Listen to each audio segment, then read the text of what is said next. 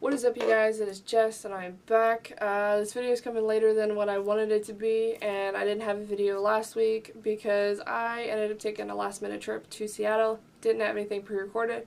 I just want to note my sinuses have been acting up ever since the snow here in Alaska has melted, so my allergies have been horrible. I apologize. So for this trip to Seattle, it almost didn't even happen because I'm trying to figure out everything for when I move from Alaska in August. I'll be leaving and going back down to the lower 48. I don't know where I'm going to be yet, but when the time comes, I'll be sure to let everybody know. So when I was in Seattle, of course, I did all the touristy things. I went up into the Space Needle, which was like 520 feet above the ground. Made me kind of nervous just looking down. I wasn't really like scared. It was just the aspect of being so far above the ground just kind of made me a little cautious about what I was doing, even though you're encased in the top of the tower. I went on some city tours, the museums, went to the pier, went to the aquarium, went to Pike's Place Market, which was kind of cool. Went to the gum wall, which is probably the most disgusting landmark I think I've ever been to.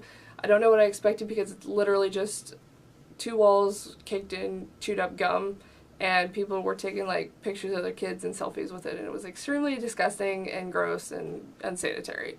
The highlight of this weekend was going to see the last stop on the One OK Rock Eye of the Storm tour featuring Waterparks in St. Atlantic. Yes, of course, this video is about St. Atlantic. You should have already known. That's pretty much all I talk about on my channel because I love those dudes to death. So this trip I was able to be on my own terms and on my own time, so I was able to be where I wanted to be, when I wanted to be, for how long I wanted to be, and with that I ended up at the venue 4 hours before doors opened. This was a sold-out show, so I knew the crowd was going to be huge, and I was correct. By the time we started going inside, the line stretched down the road, around the corner, and then some. There were so many people there. What's kind of interesting was I had a conversation with the girls in front of me while I was waiting. They were talking about why would a fan show up to a concert only for the opening band and leave afterwards and not stay for the main headliner, or just go to a show not for the headliner and only for the opening bands. And I kind of explained my situation. I told him, I was like, I'm a huge St. Atlantic fan. I don't really know anything about Waterparks or One OK Rock. I've heard of them, but not really like too into their fan base. So I explained I'm pretty familiar in the social circle for St. Atlantic, and I just was talking to them how St. Atlantic are pretty much just walking memes.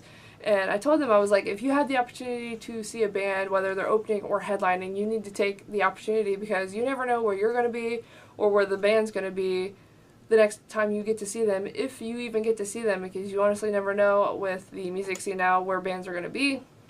So we continue our conversation, and then of course it ended just as fast as it started.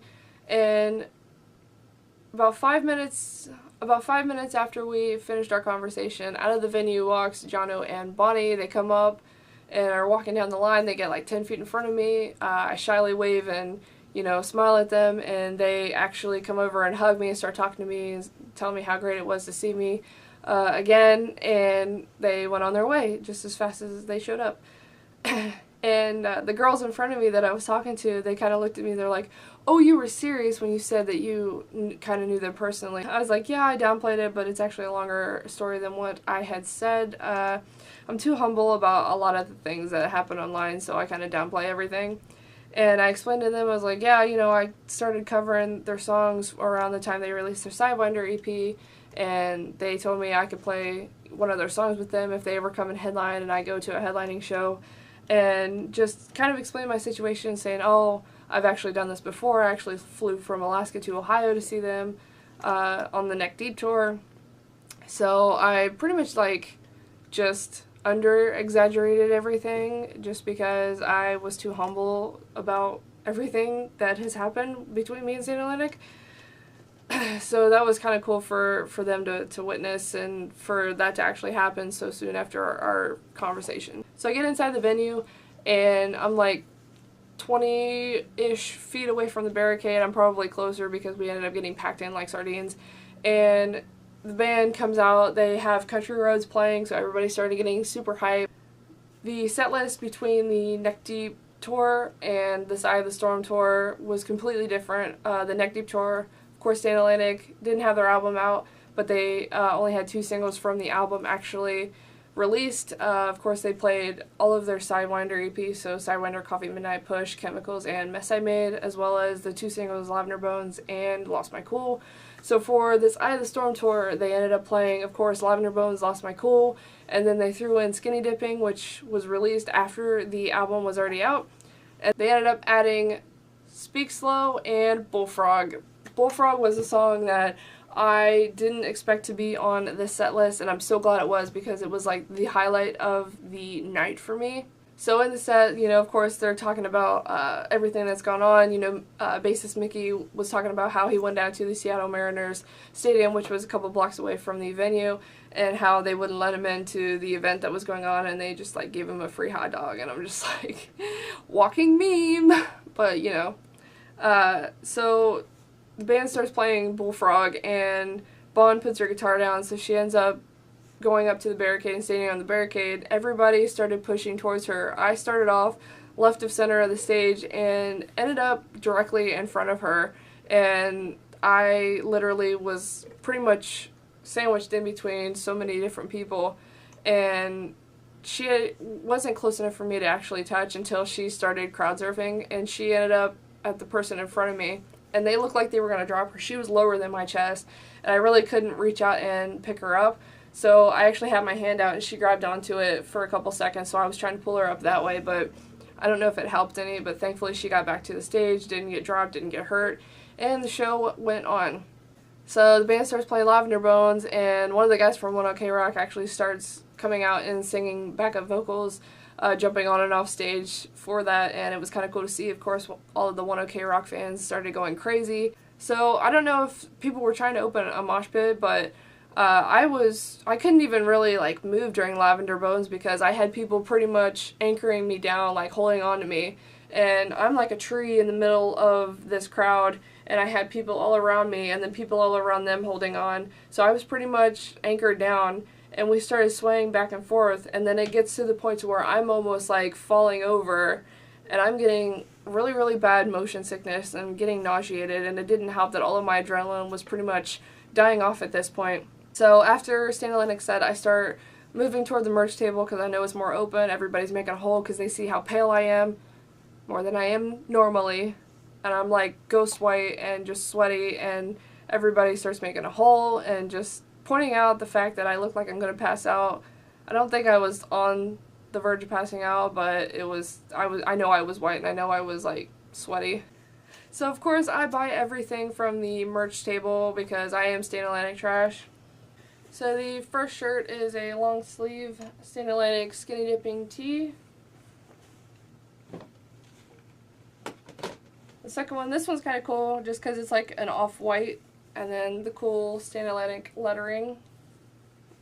And then my favorite from that night is the Stand Atlantic Naruto inspired t-shirt. I don't really watch Naruto. I've watched a couple episodes, but I will definitely be wearing that just because it's Stand Atlantic. I think I'm up to like 13 Stand Atlantic t-shirts because I ordered the Stand Atlantic Sidewinder EP bundle when it came out, as well as the Skinny Dipping Mega Bundle, which came with like 3 or 4 shirts, and then the Neck Deep tour, as well as the 1OK Rock tour merch. So I have like 13 Stand Atlantic t-shirts. So if you have more than me, I'm up for the challenge. So the last thing I got from merch were Polaroids of the band. So the top one is Jono and Bonnie, the bottom one is Mickey and Potter. And I put them in this frame just because I've had it for like 3 years and I haven't found anything worth putting inside. And now I have. My mom was a close second. But I really wanted to preserve these Polaroids because this band does really mean a lot to me. And I always forget to have them sign my CD jackets whenever I have them. So I mainly got it for the autographs, but I think it's a really cool thing to have, especially because these are one of a kind. So after the set, of course, Stand Atlantic comes out and starts meeting with fans. You know, they come up to me and they all start giving me hugs, and we talk for like 10-15 minutes. You know, they're asking me about, you know, my trip and how long I've been there. I had been there from like Thursday night to Monday morning, so at that point the concert was on a Sunday, so I had been there a couple days, and I told them everything that I had done. So they went on their way, and I moved aside for all of the other fans to come up. It was really cool to see like people who had never seen Stand Atlantic or heard of Stand Atlantic watch their set and really start to enjoy them. So I hear people saying, "Oh, you guys were so good. I didn't know who you were." So that was an interesting thing to see, and it was really cool to experience. So towards the middle to the end of One OK Rock's set, all of the members from Stand Atlantic and Waterparks came out and just started going crazy on stage. I had always known the last day of the tours, usually there was a lot of shenanigans, and it was really cool to experience that. I had never been to a last day of a tour before, so it was really a unique experience to see. I dubbed it as One Waterparks Atlantic, just for the sake of all of the bands being on stage together. So it was an amazing thing to see. So at the end of the night, the venue's clearing out, and I decided to stay back just because I drove there and I knew the traffic was going to be horrible, so I kind of just waited on everybody to clear out. So Jono, Bonnie, and Potter all ended up being in the kind of the middle of the venue and was talking to everybody, and once, you know, fans started clearing away, I kind of like shyly like walked up to him and was like, "Oh, don't blow it." But yeah, we ended up talking about pretty much everything under the sun for like 20 minutes to maybe even a half hour, but it was a while. We talked about so many different things, and you know, they started asking me about things that I forgot I had told them about. So it was really interesting for, you know, me to have that connection with them, and it honestly showed me like how much more genuine and down to earth they actually are than, you know, what is perceived, because they're literally like copy and paste from social media. I don't think they're bullshitting us any, because they're literally like so goofy, but like they also like really care about their fan base. So I think that's honestly hard to come by, especially in the music industry. Hopefully that doesn't change, but I have a feeling if they keep up the way they are, they're going to be insane to see. They've literally done like non-stop touring, so after, well, even when they released the Sidewinder EP, they did some touring in Australia, and then I think they opened for a couple different bands, I think in the UK and Europe, and then just did some shows opening for a few different bands. And then they got tasked for the Neck Deep tour. They came over here and played that run of shows. They went back to Australia and they did some shows there, and then I think they came back over here, did the One OK Rock tour, and then now they're actually in the UK and Europe doing their almost sold out headlining tour. Like, a lot of those shows have been selling out, and they honestly look insane. And now they've been put on the list for the Sad Summer Festival, which is going to not replace Warped Tour, but it's going to be kind of the summer tour, and they're going to be in Ohio literally the month before I had put in my vacation to be in Ohio. So I'm in the process of trying to change my vacation to be able to go to Sad Summer Festival. So we'll see if that works out, because it's really close to me leaving up here. So hopefully I'll be able to change my dates and actually go to Sad Summer Festival, because then that'll make 3 times that I have seen Stand Atlantic within a year. The first time being October, second time being in March, and now it might be July. So we'll see if that works out. Hopefully it does. I think I have a problem because I've never actually done this for a band, and I've had so many opportunities where I could have. And that just shows like how much Stand Atlantic actually means to me, is me actually making the trek from up here in Alaska to these different places to see this band. That's how much I honestly like really enjoy this band and how much I admire like what they do. So hopefully I'll be able to go to Sad Summer Festival and see them again. I think it'll be an insane atmosphere, being that it's probably going to be an outdoor venue. So yeah, I hope I'll be able to make that trip. If not, it won't be the end of the world, obviously, but I will be more centralized with my next location, so there'll probably be more opportunities for me to see Stand Atlantic again. So if you don't know who Stand Atlantic is, I highly recommend you check them out. They've got one EP out called Sidewinder. They've got their debut album via Hopeless Records out called Skinny Dipping. They honestly are one of the most genuine bands you'll probably ever meet, and they are some wholehearted, wholesome dudes. So I highly recommend you check them out, and if you ever get to see them play, I highly suggest you go to that show, because you will not be disappointed. I know I've seen people fall in love with this band just as much as I have, and I just can't wait to see what else they have to give us. I'm still looking forward to their headlining tour here in the US, because I know, being that they're selling out, you know, in the UK and Europe and in Australia, there's no doubt in my mind that they possibly could be selling out shows here in the US if they have the opportunity. So I definitely cannot wait to see what all is in store for them, and of course I'm always looking forward to playing on stage with them, though I have no problem being in the crowd. There's just so much energy with them that you can't get bored during their set.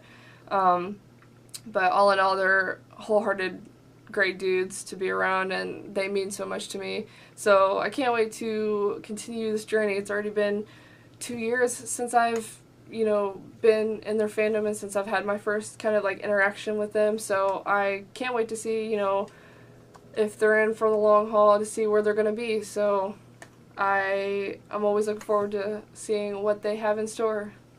If there's nothing else, I'm Jess. See you later.